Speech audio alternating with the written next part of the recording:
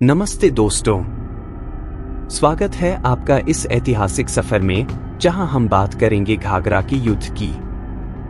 यह युद्ध 1529 में हुआ था और भारतीय इतिहास में एक महत्वपूर्ण मोड़ साबित हुआ। यह लड़ाई बाबर और उसके विरोधियों के बीच हुई थी, जो मुगल साम्राज्य की स्थापना को मजबूती देने का अंतिम कदम था। इस युद्ध में बाबर की रणनीति और उसकी जीत ने भारत में मुगल वंश को और सुदृढ़ किया। 1526 में पानीपत के पहले युद्ध और 1527 में खानवा की युद्ध के बाद बाबर ने उत्तर भारत में अपनी स्थिति मजबूत कर ली थी। हालांकि महमूद लोदी, जो सिकंदर लोदी का भाई था, दिल्ली की गद्दी पर अपना अधिकार जताने के लिए संघर्ष कर रहा था।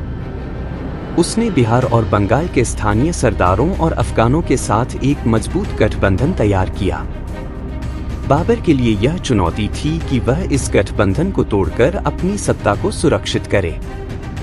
बाबर ने घाघरा के युद्ध से पहले अपनी रणनीतियों पर विशेष ध्यान दिया।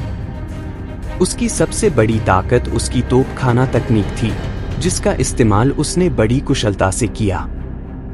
इसके अलावा उसने बंगाल के सुल्तान नुसरत शाह के साथ समझौता किया ताकि बंगाल की सेना इस संघर्ष में भाग न ले।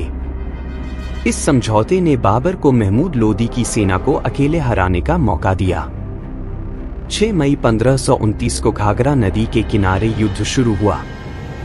महमूद लोदी और उसके साथी बाबर की सेना को हराने के इरादे से नदी पार करने की कोशिश कर रहे थे, लेकिन बाबर ने अपनी सेना को इतनी कुशलता से तैनात किया कि उसने दुश्मनों को भारी नुकसान पहुंचाया।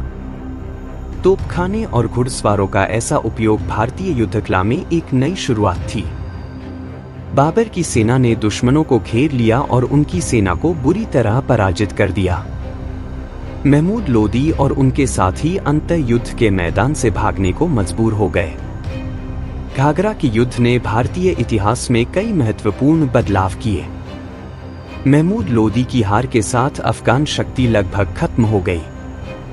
बाबर की इस जीत ने उत्तर भारत में मुगल साम्राज्य की नींव को और मजबूत किया। यह युद्ध भारत में तोपखाने के उपयोग और आधुनिक रणनीतियों की शुरुआत के लिए भी जाना जाता है।